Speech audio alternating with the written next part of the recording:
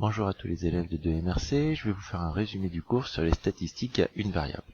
C'est la suite de ce que l'on a déjà vu en septembre, et là nous allons travailler sur les éléments de dispersion, essayer de comprendre les fréquences, comment exploiter les graphiques en utilisant d'autres informations. La partie 1 se fera sans l'utilisation de la calculatrice, on n'en a pas besoin. La partie 2, on l'utilisera et on verra qu'on va gagner énormément de temps. On s'intéresse à un truc assez simple. Vous avez dû recevoir vos bulletins du deuxième trimestre et on se pose la question, comment est-ce qu'on pourrait situer un élève par rapport à une classe grâce à son bulletin. On a Marcassin qui se retrouve ici, 15 en histoire, 12 en anglais, 14 en français, et la question qu'on peut se poser, enfin que le prof de français peut se poser, est-ce que Marcassin fait-il partie des meilleurs élèves de la classe? Alors l'élément de réponse qu'on utilise le plus souvent sur le bulletin, c'est la moyenne. Donc certainement, l'outil qu'on va utiliser, c'est la moyenne. On va voir qu'il y a d'autres éléments qui pourraient nous indiquer comment placer l'élève dans la classe. Bon, la moyenne, je passe sur les nombres que vous avez déjà dû avoir, vous pourrez lire le texte en même temps, l'afficher en même temps. La moyenne, c'est assez simple. J'ai 20 notes, j'additionne ces 20 notes, je divise donc par 20, et je trouve 13,5. La moyenne, on la note à chaque fois x bar. Ce sera le format qu'on va toujours retrouver, et qu'on va retrouver aussi sur la calculatrice. 13,5, bon, ça veut dire que si Marcassin a 14, il est au-dessus de la moyenne de la classe. Il fait certainement partie des meilleurs élèves de la classe. Il y a une autre manière de noter la moyenne. Ici, on a de la chance parce qu'on n'a que 20 notes. Donc, on va dire, je rentre les 20 notes, je divise par 20, ça me fait à peu près 1 à 2 minutes le temps de taper toutes les informations. Avec le risque de faire une erreur sur une des 20 notes. Donc, il y a une autre manière de faire, c'est ce qu'on va appeler les moyennes pondérées. On va affecter à chaque note une nouvelle note. C'est-à-dire qu'on va compléter un tableau, c'est ce que je vous propose après. On va compléter ce genre de tableau. Alors ce genre de tableau, par exemple, il serait intéressant si je devais faire la moyenne de tous les élèves de seconde du lycée. Bah oui, je vais me retrouver avec 250 élèves, je peux pas rentrer 250 notes, sinon je vais faire certainement une dizaine de fautes. Donc ce tableau, comment il se lit? Déjà, je vais avoir un intervalle pour chaque note. Vous voyez ici, je vais compter les notes entre 0 et 5. Vous allez me dire, je compte ici les notes entre 0 et 5, et dans la deuxième ligne, je compte les notes entre 5 et 10. Mais les notes entre 0 et 5, c'est 0 inclus, 5 exclus. On voit bien que le crochet a les extrémités orientées vers l'extérieur de l'intervalle. Donc ça veut dire que ici, le nombre 5 n'est pas compté. Il sera compté ici, où le crochet est orienté vers l'intérieur de l'intervalle. Ici, ce qui ne sera pas compté, ce sera la note 10. Donc pour pas que ce soit fastidieux, il va falloir compter les notes entre 0 et 5. En français, bon, il n'y en a pas. Je l'ai fait pour vous. Entre 5 et 10. 10 exclu, 5 inclus, il y en a 2. Entre 10 et 15. 10 inclus, 15 exclus, il y en a 8. Et entre 15 et 20, il y en a 10. Et maintenant, on va prendre le centre des classes. En fait, chaque note entre 0 et 5 va maintenant valoir le centre de la classe, c'est-à-dire entre 0 et 5, le milieu, c'est 2,5. Chaque note entre 5 et 10 va valoir plus la note qui lui était attribuée, mais le milieu de la classe, 7,5. Chaque note entre 10 et 15 va valoir 12,5, et chaque note entre 15 et 20 va valoir 17,5. On a arrondi les notes, et on n'a plus pas 20 notes possibles, même vu qu'on avait par exemple 11,5, 10,5, 5,5, on avait 40 notes possibles, maintenant on se retrouve avec 4 notes possibles. 2,5, 7,5, 12,5, 17,5. Et puis ça devient facile à calculer. J'ai 0 personnes qui ont 2,5, donc ça me rapporte 0 points. J'ai 2 personnes qui ont 7,5, ça me rapporte 15 points. 8 personnes qui ont 12,5, 100 points. 10 personnes qui ont 17,5, 175 points. En tous les élèves m'ont rapporté 290 points. J'ai divisé par 20 et je me retrouve avec une moyenne de 14,5. Ah oui, il y a une différence entre les deux moyennes, je vous rappelle. Nous avons arrondi les notes à chaque fois à 2,5 points près.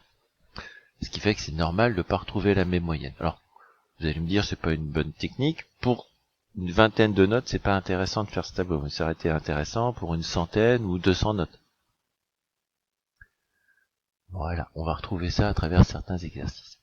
Autre information que je peux utiliser pour essayer de comprendre comment sont dispersées les notes, c'est la médiane.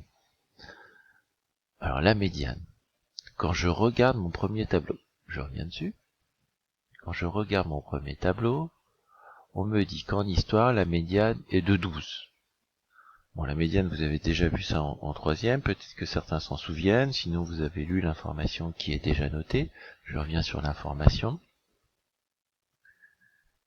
Alors, en histoire, la note médiane est 12. Cela veut dire qu'il y a autant de notes dans la classe qui sont en dessous de 12 que au-dessus de 12. C'est-à-dire qu'il y a 50% des élèves qui ont moins de 12 et 50% des élèves qui ont plus que 12. Comment est-ce qu'on a trouvé ça? Alors, on est toujours sans calculatrice. Eh bien, l'idée, c'est de ranger les notes d'abord. Donc en français, je vais ranger les notes. Donc j'ai rangé les notes par ordre croissant. Une fois que c'est fait, 50% des notes doivent être inférieures à la médiane et 50% des notes doivent être supérieures à la médiane. 50% de 20 notes, ça veut dire que j'ai 10 notes. 10 notes sont inférieures à la médiane, 10 notes sont supérieures à la médiane. La 10e note se trouve ici. Donc j'ai bien 10 notes inférieures à ce tiret et 10 notes supérieures à ce tiret. Donc la médiane se trouve entre 14 et 15. Donc la médiane se trouve à 14,5. On peut vérifier avec l'histoire. Je les ai rangées par ordre croissant. J'ai bien 10 notes qui sont réparties ici et là. Donc j'ai bien 10 notes inférieures à 12 et 10 notes supérieures à 12. Quand on regarde, la médiane de français est de 14,5. Ça veut dire que Marcassin ne fait pas partie des 50% meilleurs de la classe. Il y a 50% des élèves qui ont plus que lui, qui ont plus que 14,5. Autre élément de dispersion qui peut être intéressant, c'est le mode et l'étendue. Bon, le mode, qu'est-ce que c'est? C'est un peu ce qui est à la mode, hein. Donc ça veut dire c'est ce qui est le plus porté. La note à la mode en français, c'est la note la plus donnée. Quand on regarde notre tableau, la note la plus donnée, celle qui a été donnée 4 fois, c'est le 15. Donc le mode en français, c'est 15. L'étendue en anglais, et si on prend ça, l'étendue en anglais, eh bien c'est la note maximale moins la note minimale, 17,94 moins 5,56, on trouve 12,38. Donc il y a 12,38 points d'écart entre la note la plus haute et la note la plus basse. Et il nous reste une dernière information sur la dispersion, c'est les quartiles. Alors les quartiles,